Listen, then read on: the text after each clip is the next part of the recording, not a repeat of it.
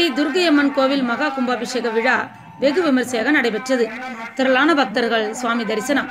தூத்துக்குடி மாவட்டம் விளாத்திக்குளம் அருகே அமைந்துள்ள முத்துக்குமாரபுரத்தில் அமைந்துள்ள அருள்மிகு ஸ்ரீ துர்க்கையம்மன் திருக்கோவில் மற்றும் ஸ்ரீ வரசித்தி விநாயகர் கோவிலில் இன்று புனராவர்த்தன ஜீர்ணோத்தாரண அஷ்டபந்தன மகா கும்பாபிஷேக விழாவானது திரளான பக்தர்கள் முன்னிலையில் வெகு சிறப்பாக நடைபெற்றது.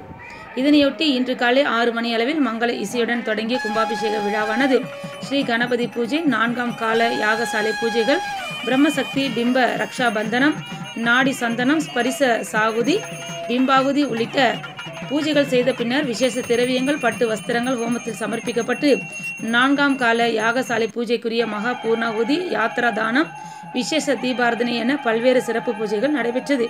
இதனையடுத்து காலை 9 மணி அளவில் சிறப்பு பூஜைகள் செய்யப்பட்ட புனித நீரை ஸ்ரீ வரசித்தி விநாயகர் கோவில் மற்றும் ஸ்ரீ துர்க்கையம்மன் கோவில் விமான கலசங்களுக்கு ஊற்றி மகா கும்பாபிஷேகமானது வெகு சிறப்பாக நடைபெற்றது. பின் இதில் கலந்து கொண்ட பக்தர்கள் மீது கும்பாபிஷேகம் செய்யப்பட்ட புனித நீர் தெளிக்கப்பட்டது.